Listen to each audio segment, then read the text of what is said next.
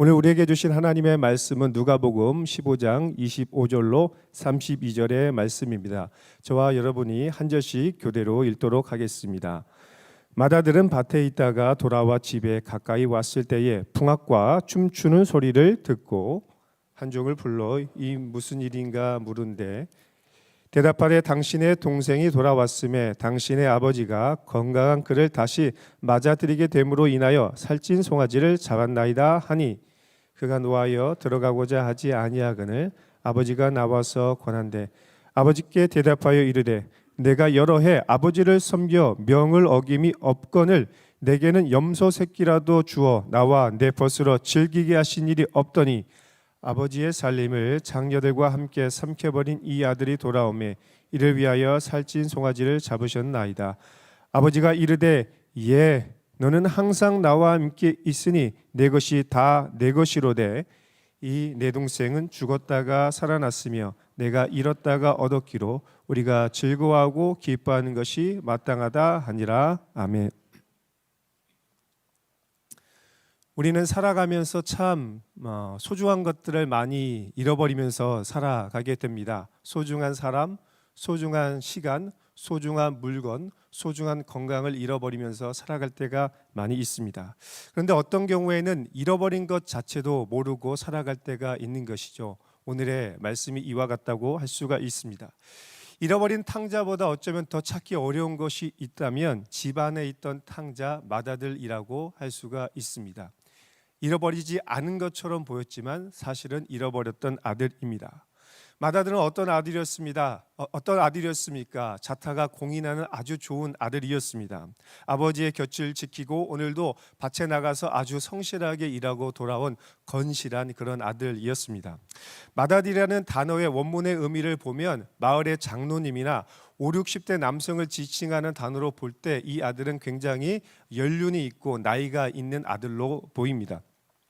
맏아들은 탕자처럼 아버지의 명예를 실추시키거나 아버지의 재산을 탕진한 아들도 아니었습니다. 그는 아버지의 재산과 종들을 아주 잘 관리하고 또 아버지의 모든 것을 믿고 맡길 수 있는 아주 충실하고 신실하고 좋은 아들이었습니다. 누가 보기에도 좋은 아들이죠. 아버지가 자랑할 만한 그런 아들의 모습으로 살아갔습니다. 하지만 어쩌면 이 맏아들은 탕자보다 아버지와 더 멀리 있는 아들이라고 할 수도 있을 것입니다. 맏아들이 아버지를 위해서 열심히 일을 했는지는 모르겠지만 아버지의 본심과 아버지의 마음은 몰랐던 것을 볼 수가 있죠. 이런 면에서 맏아들은 아들이라기보다는 어쩌면 종에 가까운 사람이라고 할 수가 있는 거예요.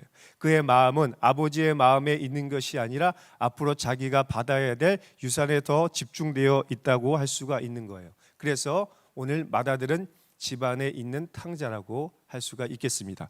25절과 26절의 말씀을 함께 보겠습니다. 맏아들은 밭에 있다가 돌아와 집에 가까이 왔을 때에 풍악과 춤추는 소리를 듣고 한 종을 불러 이 무슨 일인가 물은데 맏아들이 밭에서 열심히 일을 하고 돌아왔는데 평소에 들리지 않는 풍악 소리와 춤추는 소리가 들리기 시작합니다. 뭔가 기대를 했을지도 모릅니다. 아버지가 나를 위해 잔치를 베푸셨는가? 라고 기대를 하고 왔을지도 모르겠습니다. 그래서 한 종을 불러서 자초지경을 묻고 상황 파악을 하기 시작합니다. 그런데 종의 이야기를 듣고 충격과 배신감을 느끼게 되죠. 왜 그랬습니까? 맏아들의 분노는 자신의 수고와 정의에 대한 반감의 표출인 것입니다. 지금 맏아들은 밭에서 열심히 일을 하고 돌아왔기 때문이에요. 어쩌면 자기가 땀 흘린 만큼 아버지에 대한 배신감과 섭섭함이 컸던 것으로 보입니다. 탕자에 대한 분노뿐만 아니라 이 아버지의 불공정한 처사에 대한 섭섭함과 원망이 맏아들을 분노하게 만든 것입니다. 그런데 여러분, 어쩌면 이 맏아들의 분노는 참 이해할 수 있고 공감할 수 있는 내용이기도 합니다.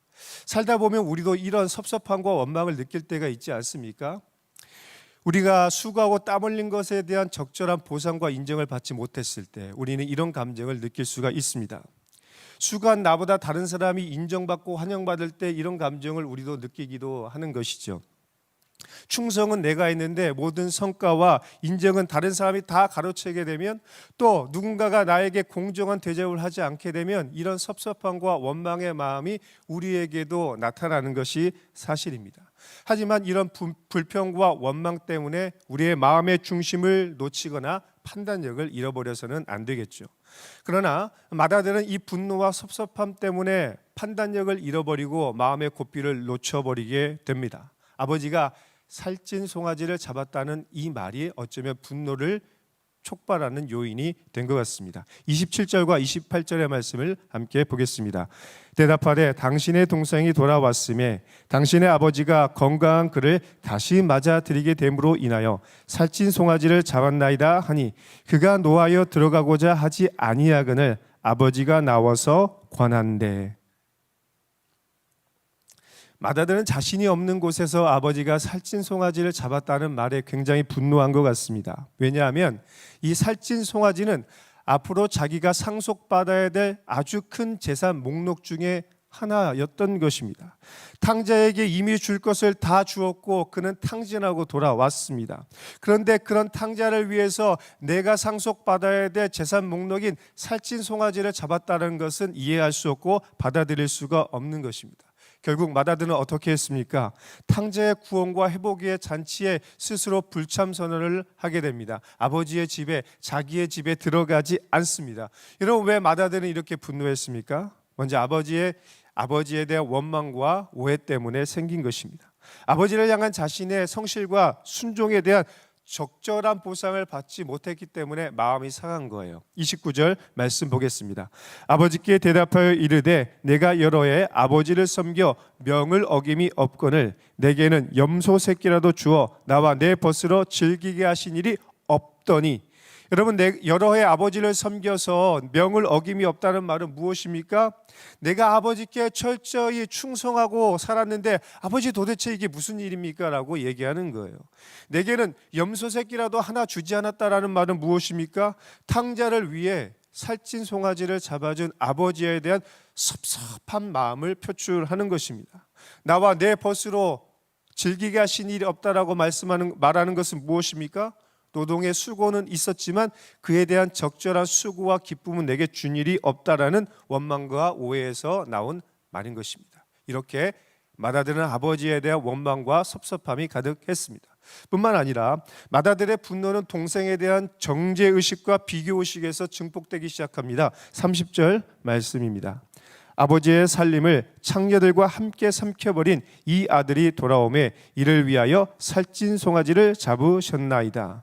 이런 마다들은 지금 탕자를 동생으로 여기고 있지 않습니다. 남보다 못한 동생처럼 여깁니다. 단지 동생은 아버지의 살림을 창녀들과 함께 삼켜버린 존벌레와 같은 존재라고 인식을 하고 있는 것입니다. 이것이 바로 마다들의 정죄의식과 교만함과 우월한 마음이라고 할 수가 있겠죠.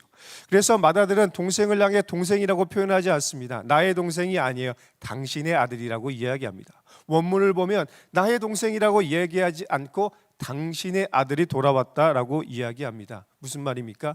그는 내가 사랑하는 존재가 아니라는 거예요. 사랑의 대상이 아니라 정죄와 비난의 대상에 불과하다라고 말하고 있는 것입니다.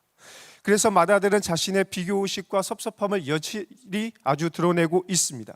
내게는 염소 새끼라도 하나 잡아주지 않았던 아버지가 살찐 송아지까지 잡았다는 원망을 표출하고 있는 것입니다. 그래서 마다들은 탕자가 돌아온 것도 너무너무나 싫었지만 아버지가 그를 용서하고 받아주는 그것도 너무나 싫었습니다. 그런데 여러분, 이것이 바로 오늘 예수님을 바라보는 바리새인들의 마음이고 어쩌면 우리의 마음일 수도 있는 것이죠. 예수님은 탕자를 사랑하신 것처럼 탕자를 사랑하시는 아버지의 마음으로 세리와 죄인들을 초청해서 함께 하셨습니다. 그들이 구원받고 회복된 것을 너무나 기뻐했습니다. 그래서 그들과 함께 시간을 보내고 그들과 함께 기뻐하고 떡을 떼며 식탁의 교제를 나누는 그런 모습을 보여주었습니다. 하지만 바리새인과 종교 지도자들의 마음은 어땠습니까? 예수님의 그 모습이 도저히 이해할 수가 없던 거예요. 마치 마다들의 모습과 같이 탕자를 바라보는 마음으로 죄인들과 세리들을 바라보고 있었던 것입니다. 왜 그렇습니까?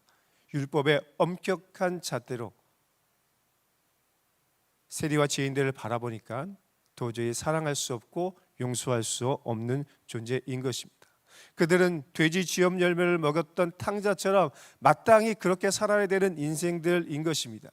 그들의 삶은 그들의 죄의 결과이고 그들이 먹는 돼지 쥐염 열매는 그들이 그렇게 살았기 때문에 먹었다라고 마땅히 여기고 있는 것입니다. 이것이 바로 바리새인들의 마음이고 어쩌면 저와 여러분의 마음일 수도 있는 것이죠. 하지만 하나님은 이런 바리새인들까지도 사랑하시는 사랑의 하나님입니다. 예수님께서 모든 세리와 죄인들을 부르시고 또 바리새인과 서기관들 앞에서 이 말씀을 하시는 이유는 무엇입니까? 그것은 하나님께서 이 모든 사람을 사랑하신다는 거예요. 탕자뿐만 아니라 집안에 있던 탕자까지 사랑하신다라는 것을 보여주는 것입니다. 어떻게 그것을 알 수 있습니까? 아버지가 밖으로 나와서 맏아들을 권하여 함께 이 잔치에 동참하자라고 권하고 있는, 강권하고 있는 그 모습 속에서 아버지의 진짜 마음을 느끼게 되는 것입니다. 탕자를 사랑하시는 아버지는 맏아들, 집안에 있던 탕자까지 사랑하시는 하나님이라는 것입니다. 탕자를 사랑했다면 맏아들은 더 사랑하고 더 축복하시는 아버지라는 것을 깨달아야 되는 것이죠. 그런데 맏아들은 탕자에 대한 분노와 아버지에 대한 원망 때문에, 섭섭함 때문에 아버지의 사랑을 느끼지 못했어요. 자신을 신뢰하는 아버지의 마음을 깨닫지 못했습니다.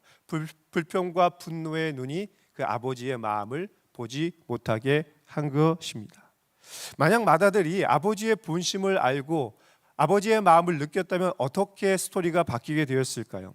어쩌면 맏아들은 아버지의 더 큰 축복과 더 큰 사랑을 받았을지도 모릅니다. 아버지의 마음을 알고 아버지와 함께 기뻐했다면 지금 이 잔치의 주인공은 탕자였지만 앞으로 있을 후속 잔치와 모든 잔치의 주인공은 맏아들이 되었을 것입니다. 모든 사람의 축복과 존경을 받게 되었을 것입니다. 아버지의 사랑도 받고 탕자의 존경도 받고 그것을 지켜보는 주변 모든 사람들의 존경과 영광을 받는 그런 좋은 맏아들이 되었을 것입니다. 맏아들은 그런 자격이 충분했기 때문이죠. 31절과 32절의 말씀을 보겠습니다. 아버지가 이르되 예 너는 항상 나와 함께 있으니 내 것이 다 내 것이로되 이 내 동생은 죽었다가 살아났으며 내가 잃었다가 얻었기로 우리가 즐거워하고 기뻐하는 것이 마땅하다 하니라. 여기서 우리는 아들을 예라고 부르는 것에 주목해야 됩니다. 이 헬라어 원문을 보면 이 예라는 단어는 어린아이를 지칭하는 단어입니다. 나이가 있고 연륜이 있는 아이를 부를 때 예라고 부르고 있습니다. 아이야, 사랑하는 아이야 라고 부르고 있는 거죠. 아버지의 친근한 사랑의 표현을 볼 수 있는 것입니다. 아버지에게는 성인 아이도 어린아이처럼 정말 사랑스러운 그런 친근한 아들이었던 것입니다. 이것이 바로 아버지의 마음이었습니다. 사랑하는 여러분, 오늘 우리에게 필요한 것은 무엇입니까? 우리를 사랑하시는 아버지의 마음을 알고 우리와 함께 있는 것을 기뻐하는 그 마음을 깨닫는 것입니다. 오늘 우리가 회복해야 되는 마음은 우리와 함께하는 아버지의 그 사랑을 깨닫고 우리 역시 아버지와 함께하는 것을 기뻐하고 아버지와 함께 있는 그 장소 자체를 기뻐하는 그 마음을 회복해야 하는 것입니다. 어쩌면 오늘 이 자리에 있는 저와 여러분은 탕자보다는 맏아들의 모습에 더 가까울 수 있습니다. 새벽부터 이 자리에 나와서 기도하고 예배하며 하나님의 뜻대로 살기 위해 몸부림치는 저와 여러분의 모습은 탕자보다는 맏아들의 모습에 더 가까울지도 모르겠습니다. 성실하고 충직한 아들의 모습을 우리는 가지고 있습니다. 그런데 어느 순간 예배하는 시간, 기도하는 시간, 봉사하는 시간, 찬양하는 시간, 그것이 일처럼 느껴질 수도 있습니다. 그렇다면 맏아들의 심령이, 집안에 있던 탕자의 마음이 오늘 우리의 마음이게 되는 것이죠. 주님 한 분만으로 만족하지 못하고 주님께서 주실 종교적인 유익과 유산을 바라고 있다면 어쩌면 우리가 탕자인 것입니다. 우리 마음속에 주님을 향한 섭섭함과 원망과 오해가 가득하다면 바로 저와 여러분이 탕자인 것입니다. 오늘 누가 진짜 탕자입니까? 세상으로 나갔다가 돌아온 그 아들이 탕자입니까? 아니면 집안에 있는 사람이 탕자입니까? 오늘 우리는 어떤 유형의 탕자입니까? 어느 모습이든지 오늘 우리가 회복해야 될 것은 아버지의 집으로 돌아가는 것입니다. 우리에게 집으로 들어오라고 말씀하시는 그 아버지의 마음을 깨닫고 함께 들어가 그 구원과 회복의 잔치에 함께 동참하는 것입니다. 함께 기쁨의 잔치를 누리고 아버지의 마음과 시선이 있는 그곳에 우리의 마음과 우리의 시선을 두는 것이 하나님이 기뻐하시는 아들의 모습입니다. 우리가 철이 들면서 아버지의 마음을 알게 되듯이 우리가 영적으로 성숙하고 성장하면 할수록 하나님 아버지의 마음을 깨닫고 아버지의 마음과 시선으로 세상을 바라보게 되는 것입니다. 누가 그렇게 사셨습니까? 우리 주 독생자 예수 그리스도는 아버지의 마음을 아시고 아버지를 기쁘시게 한 참아들 온전한 아들이었습니다. 그래서 독생자 예수님께서는 그 아버지의 마음을 기쁘게 하기 위해서 십자가에 못 박혀 죽기까지 순종하시며 철저히 순종하셔서 하나님 아버지가 사랑했던 모든 세리와 죄인들, 그리고 바리새인과 서기관들, 그리고 저와 여러분을 향한 사랑을 온전히 보여주셨습니다. 그러므로 오늘 우리는 어떻게 살아야 될까요? 탕자처럼 살아가는 것이 아니라, 그리고 집안에 있던 탕자처럼 살아가는 것이 아니라 참 아들, 온전한 아들 되신 예수 그리스도와 같이 아버지의 마음을 알고 아버지의 기쁨에 동참하고 아버지의 영광을 위해 살아가는 온전한 아들이 되어야 할 것입니다. 우리는 집탕도 돌탕도 아니고 참 아들, 온전한 아들로 살아가야 할 것입니다. 이 기쁨이, 이 마음이 여러분에게 임하시길 예수님의 이름으로 축원합니다. 함께 기도하겠습니다.